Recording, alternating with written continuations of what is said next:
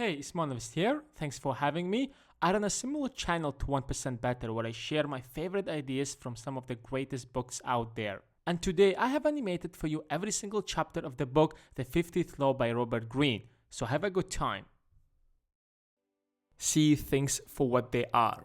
One of the greatest problems we face in our lives is that we tend to be often naive. We think we know everything. We defend everything we believe. We go into the arguments as we are 100% confident of every single word that comes out of our mouth. This has created an illusion in our minds that we don't need to confirm if what we know is right or wrong, when the reality can be completely different.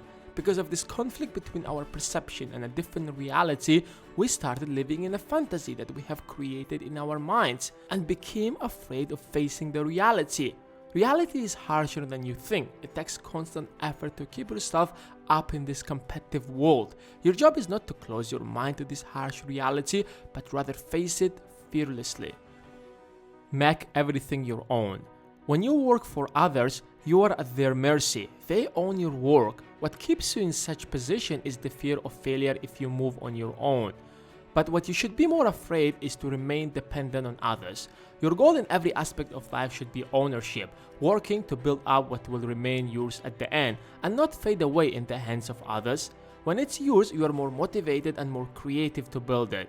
Dependency is the habit that's easy to acquire, especially when we live in a world that offers all kinds of dependencies. Drugs to ease your stress, pleasure to kill your time, and jobs just to keep you above the water. Remember that you came into this life with only things that ever matter: your body, your time, your energy, and ideas that are unique to you. With them alone, you have the ability to create everything that you desire. In a world that's governed by self-interest, where everyone thinks of themselves first, you cannot depend on others for your own success. Turn shit into sugar. Events in life are not negative or positive, they're completely neutral. Things just happen, and it's your mind that chooses to understand them as negative or positive.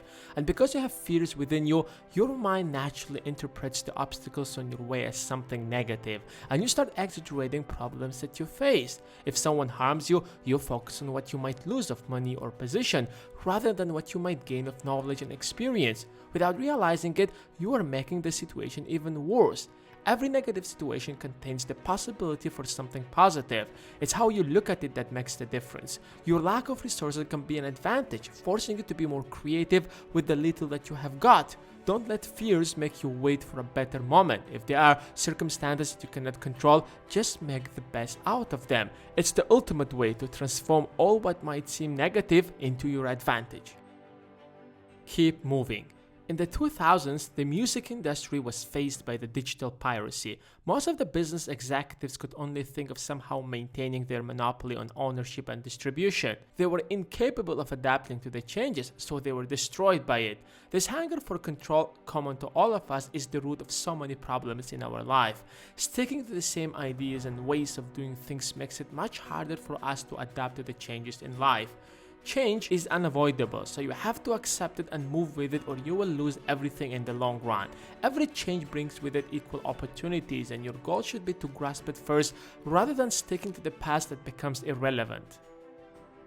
Know when to be bad. In life, you will always come across people who will seek to harm you in some way. Before it's too late, you have to learn the art of knowing when to be bad and aggressive in order to respond to those who want to put you down.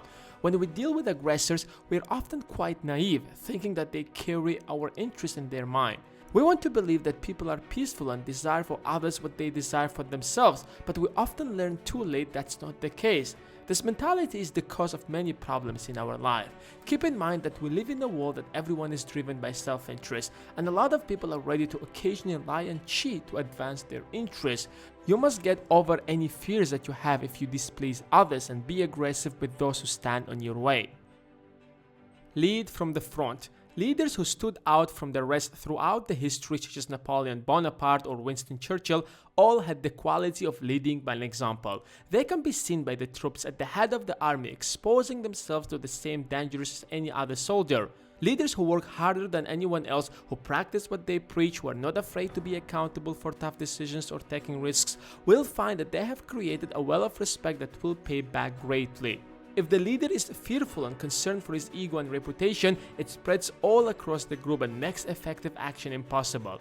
Complaining and yelling at people to work harder has a counterproductive effect. You must adopt the opposite style. Lead with your actions and not words. When they see you working harder than the rest, holding yourselves to the high standards, taking risks with confidence, and making tough decisions will inspire them to follow you till the end.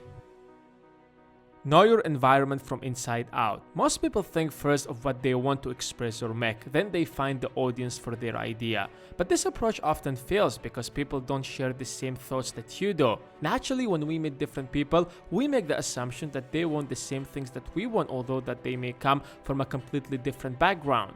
If you want to create something that resonates with people, you have to take the opposite approach, thinking first of what the public wants. You have to keep your focus on their changing needs, the trends that they are following. Starting with their needs in mind, you can create what they want exactly. Don't be afraid of people's criticism. Without a strong and critical feedback, your work will not reach the masses. You must maintain a close relationship to your environment because that's your source of power. Respect the process. The fools in life want things fast and easy. The money, success, attention, whatever they manage to get fades away through their hands as fast as it comes in. And that's because most people can't handle boredom. When we look at those who stand out in history, we tend to focus on their achievements. From such an angle, it seems like their success comes from their genetics, but we are choosing to ignore the period of their lives that they have spent mastering their craft, the long hours of boring practice that requires intense focus. You must choose a career or a craft that excites you in some deep way, but pleasure and work should be the same for you. Your pleasure should come in mastering the process itself. You are building the foundation for something that can continue to expand. But to make this happen, you have to go through the process of mastery. Push beyond your limits. Frederick Douglass was born into a slavery. The system of slavery was designed in every way to destroy a person's spirit. It kept the slaves ignorant and illiterate so that they only have the lowest opinions of themselves. Unlike other slaves, Douglass refused to accept himself as a slave. From his earliest years, he believed that he was worth much more. Several years later, he managed to escape to the north. There he became the freedom fighter, fighting for the rights of the slaves, always pushing against the limits that people tried to impose on him. People will constantly attack you in life. One of their main weapons will be to instill in you doubts about yourself, your worth, and your abilities because they want to keep you down. Your sense of who you are will determine your actions of what you end up getting in life. If you see yourself helpless in the face of difficulties, that it's better to keep your ambitions low, then you will get the little that you expect. That's why you have to always ask for more, aim high, and believe that you are destined for something great. With a rising confidence in your abilities, you will take risks that will increase your chances of success. Confront your mortality. Death is something that we all try to avoid thinking about at any cost, so we distract our minds with daily routines and things that don't have much value in our life. Yes, sometimes we are reminded of death when someone close to us dies, but generally we have taken the idea of death from our daily concerns. We can choose to avoid thinking about death, living with an illusion that we have all the time in the world, or we can be honest with ourselves and face this reality, accept it, and even embrace it, converting it into something positive. With the idea of death in your mind, you know what really matters in your life. You will be able to focus on what's truly important. So there is no way you will waste your time on worries and anxieties that have no meaning. Knowing your days are numbered, you will have a sense of urgency to make the best out of every moment.